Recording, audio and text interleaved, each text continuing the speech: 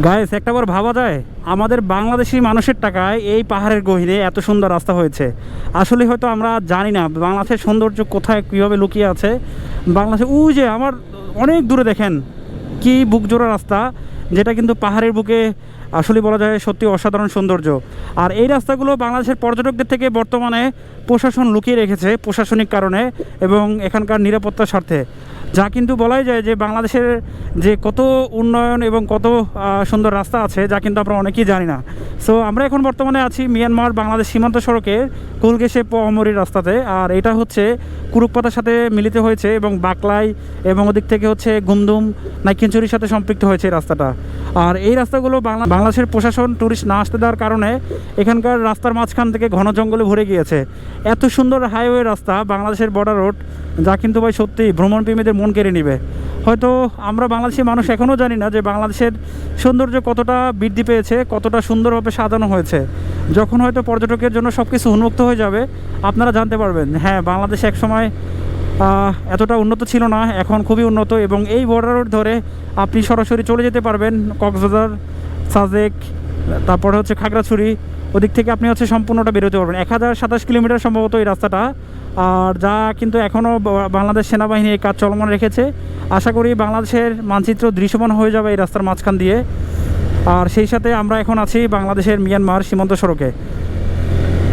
আসলে বলা যায় এত সুন্দর দুর্দান্ত রাস্তায় যখন কোনো বাইক থাকে না, যখন কোনো ট্যুরিস্ট থাকে না এবং যখন কোনো স্থানীয়রাও দেখা যায় না, যার কারণে এখানকার সৌন্দর্য কিন্তু খুব ভালো লাগে। এই যে রাস্তার মাঝখানে ঘন জঙ্গল ভরে গেছে। এই রাস্তা কিন্তু 2021 সালে নির্মিত হয়েছিল। 2021 সালে কাজ হওয়ার পরে এখানে প্রশাসন সম্পূর্ণটাই 21 সালের পরে বন্ধ করে রেখেছে, মূলত আমাদের নিরাপত্তার স্বার্থে। হয়তো ইন ফিউচারে এই জায়গাগুলো আবার খুলে দেওয়া হবে, তখন আপনারা এই জায়গা সম্পর্কে আরও জানতে পারবেন। ও যে দুরন্ত ভেসে আসছে এখানকার ছোট ছোট ঝুমঘর এবং পাহাড়ি মেঘের ঢল, যা কিন্তু সত্যি আপনার মনটাকে কেড়ে নেবে।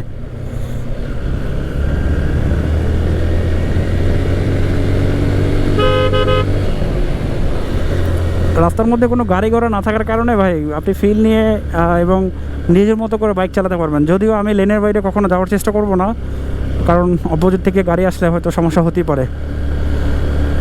দুর্দান্ত,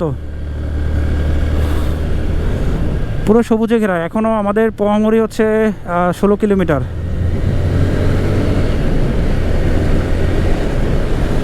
সামনে আপনাদেরকে একটা ভিউ দেখাবো, যেটা কিন্তু আপনারা দেখে সত্যি মুগ্ধ হয়ে যাবেন। এই মোড়টা ঘুরে নেই, তারপর আপনাদেরকে দেখাবো। ওই যে পাহাড়ের চূড়ার সাথে মেঘের হাতছানি। ও মাই গড, দাঁড়ান আমি মোড়টা ঘুরে আপনাদেরকে দেখাচ্ছি। আমি জানি না এত দূরে আপনাদেরকে দেখাতে পারবো কি না। ওই যে মেঘের চূড়ায়, ও মাই গড, মেঘের চূড়ায় মেঘ এবং বৃষ্টি পড়ছে, যেটা বলতে বলাই যায় যে এই জায়গার সৌন্দর্যটা আরও বেশি বৃদ্ধি পেয়েছে। মনটা জুড়িয়ে যায় ভাই এমন জায়গায় আসলে।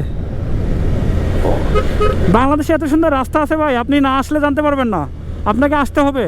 আর আসার জন্য প্রশাসন যখন পারমিশন দেবে তখনই চলে আসবেন, এর আগে কখনো আসার চেষ্টা করবেন না। কারণ হচ্ছে প্রশাসনিক কারণে এবং নিরাপত্তার স্বার্থে এখানকার প্রশাসন এটা বন্ধ রেখেছে। আমি মূলত স্থানীয় আমার এক বন্ধুর সাথে এসেছি, যার কারণে কোনো সমস্যা হচ্ছে না। এটা হচ্ছে বুজিপাড়া ভিউ পয়েন্ট, ওকে। তো এগুলো সে 2021 সালের আগে মানুষ ঘুরে গিয়েছে অনেকে, আর 21 সালের পরে তেমন কেউ আসতে পারে নাই। আর যারা এসেছে মূলত স্পেশাল পারমিশন। ও ঝুমঘর অসাধারণ।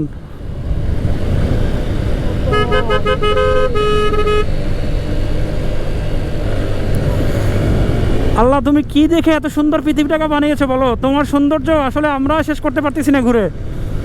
আল্লাহর রুচি, আল্লাহর সৌন্দর্য সিলেকশন কতটা